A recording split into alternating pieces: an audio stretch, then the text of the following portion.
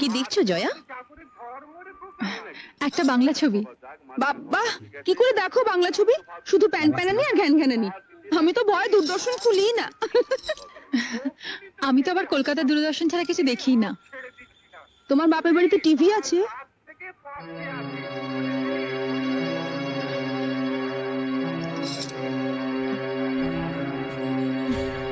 আছে, একটা ছোট ব্ল্যাক এন্ড হোয়াইট টিভি আছে।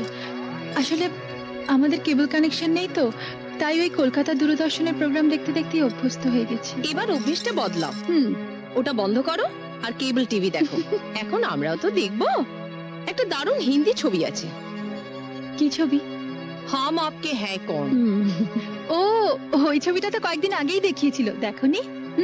দেখবো না কেন, দেখেছিলাম। কিন্তু ও ছবি যতবারই দেখো পুরনো হয় না।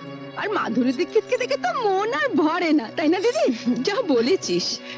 কিন্তু মাধুরীকে নিয়ে ওসব কথা তো ছেলেরা বলে। মেয়েরাও বলে। তবে তুমি অবশ্য বলবে না, তার কারণ তুমি তো নিজেকে মাধুরীর থেকেও সুন্দরী ভাবো।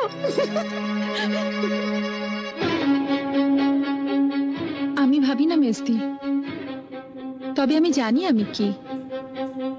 একেবারে পাতে দেওয়া যায় না এমন হতকুচ্ছি তো আমি নই, তাই না? নইলে এ পাড়ায় যাদের বাড়িতে পড়াতে আসতাম তাদের বাড়িতে মা আমাকে দেখেই সঙ্গে সঙ্গে তার ছোট ছেলের বউর জন্য পছন্দ করে ফেলতেন না। আর শুধু কি তাই, বলতে গেলে একেবারে বিনা পয়সায় এক কাপড়ে শাখা সিঁদুর পরিয়ে এবারই ছোট বউ করে নিয়ে এলেন। কলকাতা শহরে তো আর মেয়ের অভাব ছিল না।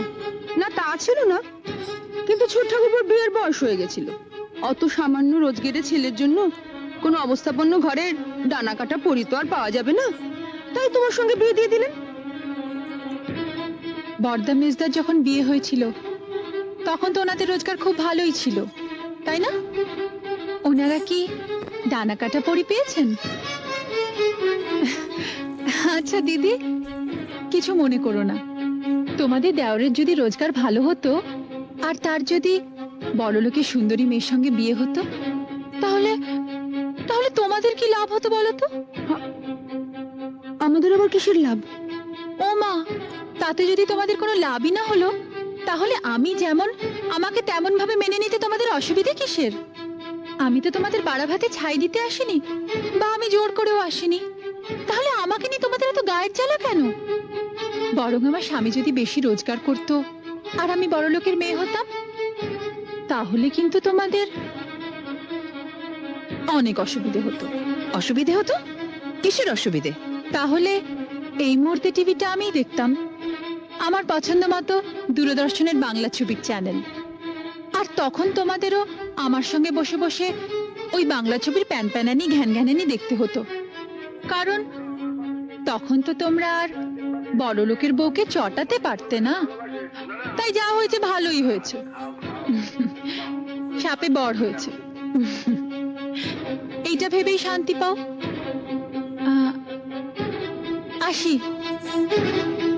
এখন তোমরা মন দিয়ে হাম আপকে হ্যায় কন দেখো।